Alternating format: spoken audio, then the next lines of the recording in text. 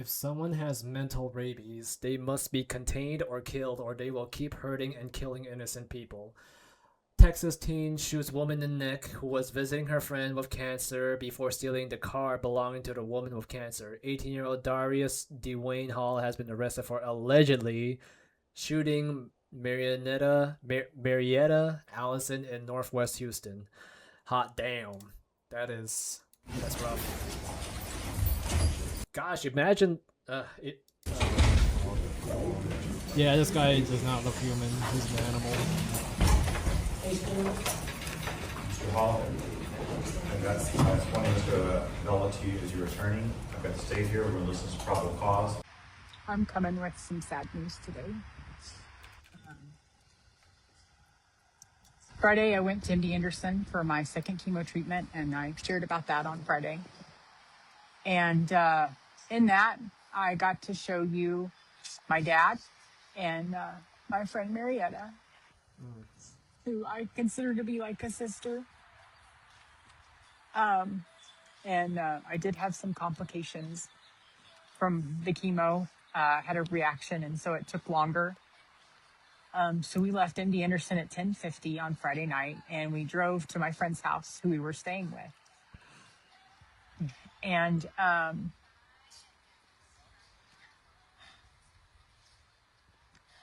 my friend Marietta was driving my car, and she dropped my dad and I and the luggage off at my friend's elevator.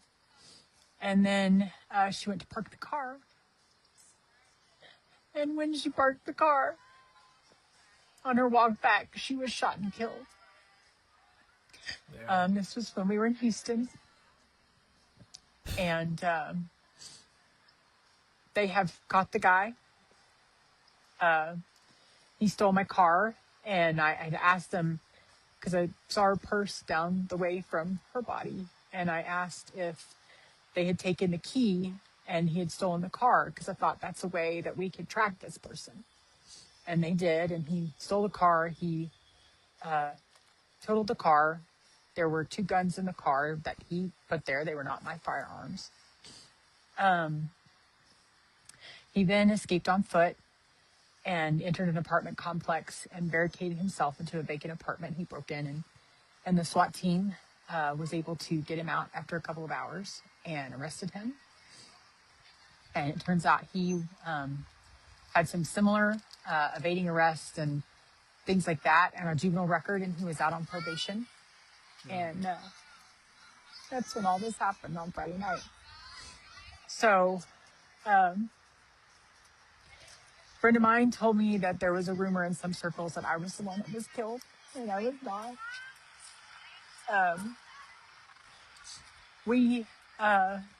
I think there was a press release that the Houston police put out.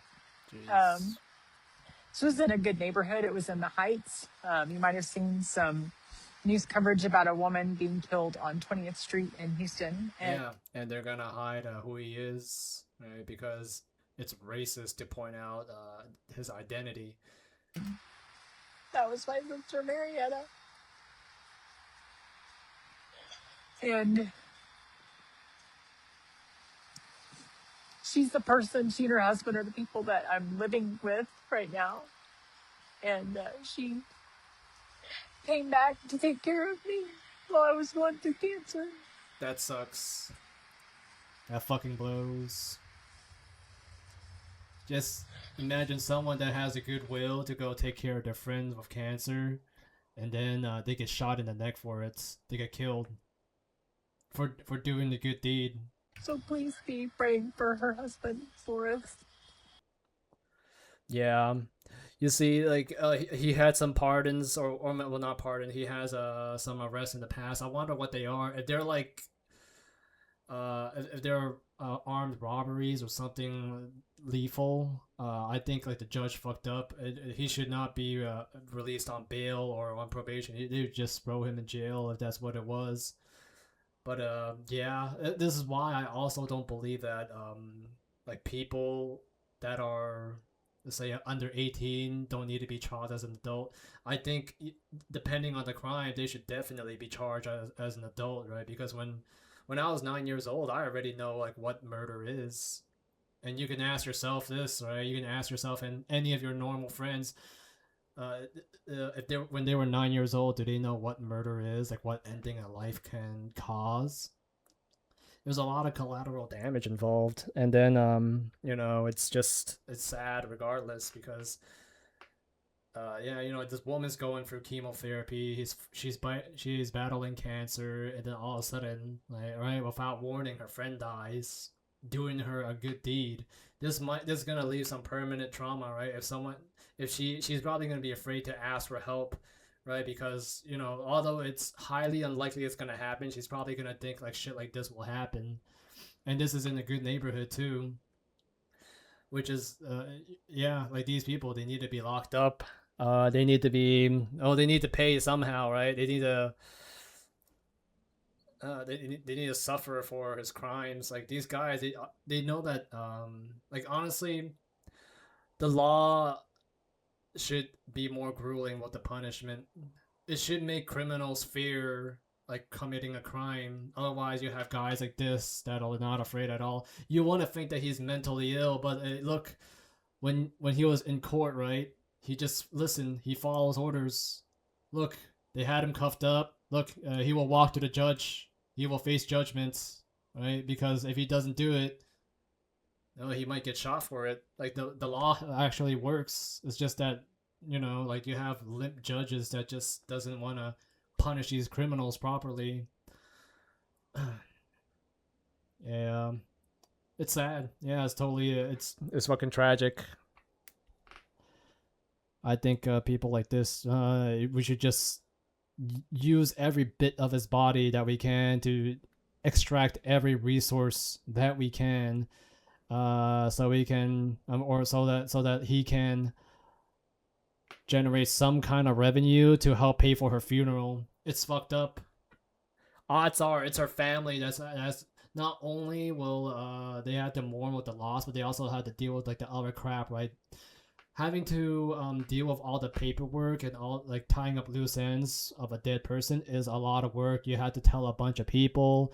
You had to tell them the same thing over and over and over again. It's super fucking stressful. It's super like depressing too when you had to constantly tell everybody the same story, like what happened.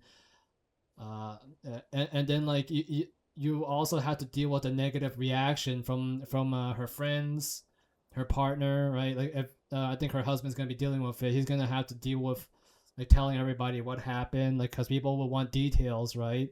Normally, when you tell someone that like if one of your friend was dead, their closest friend will come to you and tell you, "Oh yeah, Marietta was killed. She died." And then you might go like, "Oh, what happened? Why?" And then he had to tell that same story, like, "Oh, she was taking care of her friend and she got shot in the car, and she got shot in the neck, and a criminal just wanted to steal her car. It wasn't anything personal, but then she was just killed just because the guy wants to steal a car. That's it. He probably even doesn't have to kill her. He could just like push her away and knock her down and steal her car immediately." And then like the guy will have to tell the same story to like 20 something times to 20 something people.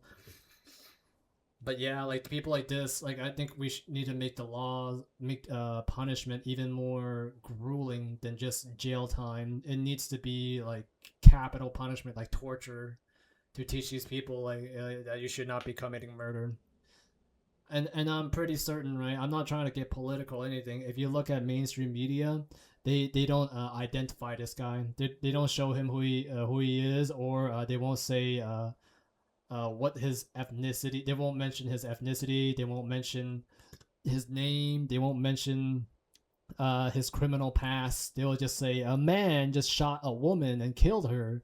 They're not gonna say some mentally ill person or some, or if he's like affiliated in a minority or whatever. That's if he's affiliated in any way that will appease the Democratic Party. Right? They're just gonna try to like fade that out and just focus on it's just a guy that killed a woman. They try to make it as bland as possible. But yeah, it's very shitty. Like, just imagine you're doing a good deed and you get killed for it. That sucks. And it's not you that's suffering too. It's everyone that you're close to that's suffering.